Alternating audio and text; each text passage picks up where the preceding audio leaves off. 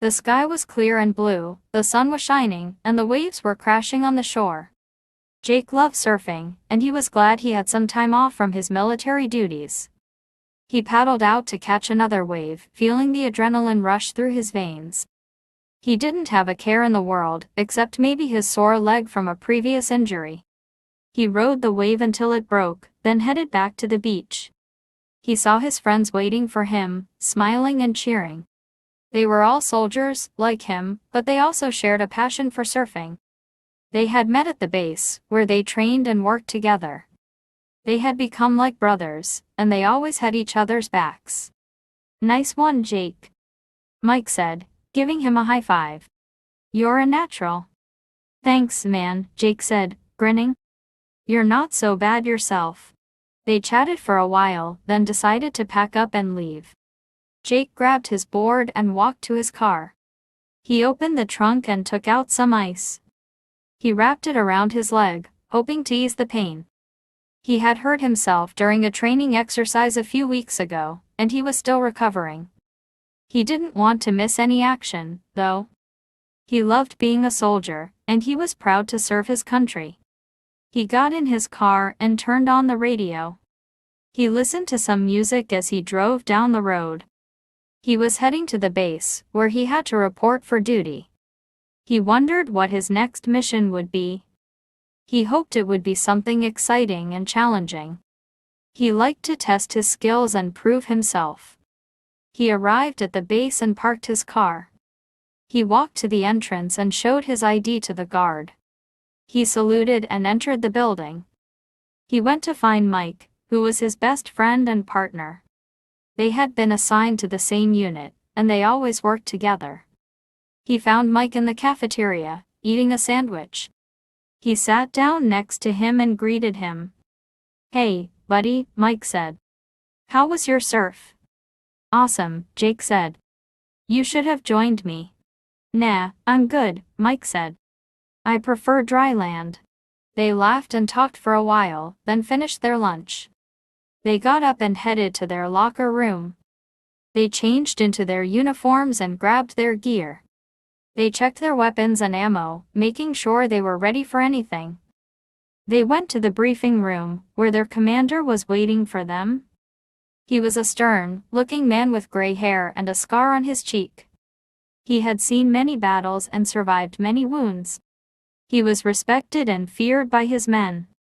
He looked at Jake and Mike as they entered the room. He nodded slightly and gestured for them to sit down. "Listen up," he said in a gruff voice. "We have a situation." He turned on a projector and showed them an image of a map of the world.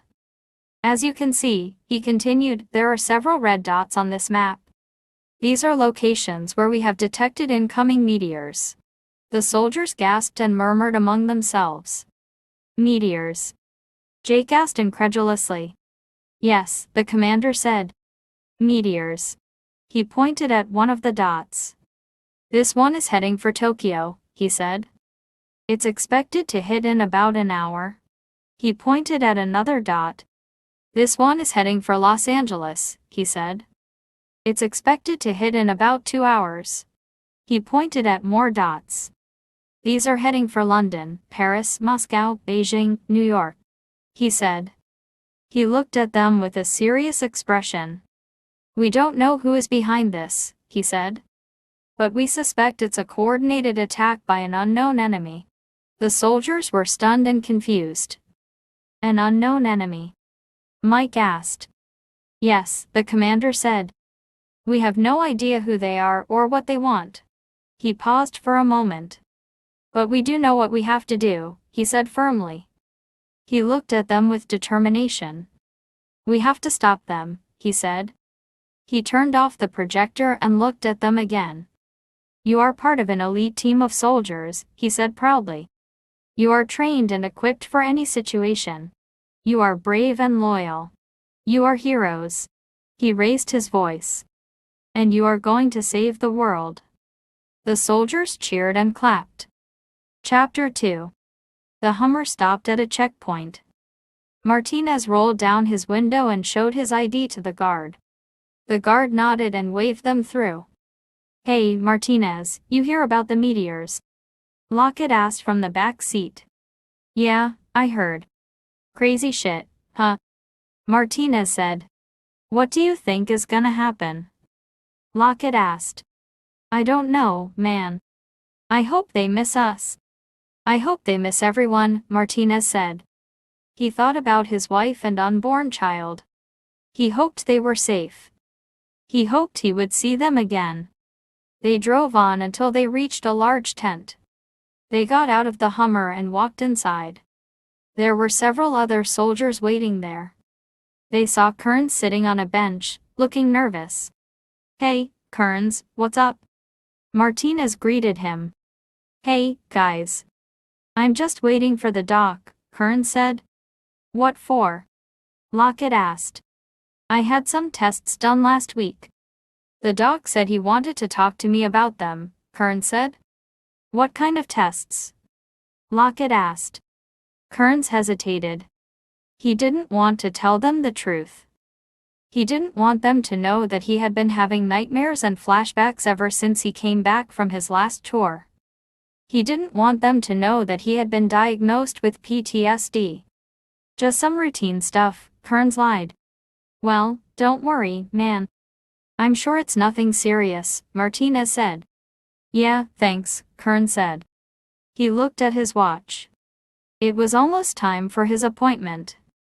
He hoped the doc would have some good news for him. He hoped he would be cleared for duty. He hoped he would be able to go back to his normal life. He got up and walked towards the door of the tent. He saw a sign that read Dr. Jones. He knocked on the door and heard a voice say, "Come in." He opened the door and entered the office of Dr. Jones. Chapter 3. The soldiers were in a building on 10th Street, unsure of where their missing comrade was. They searched for him, trying to get eyes on him before they moved out soon. One soldier went to hide in a laundromat, attempting to get in touch with his platoon on the radio.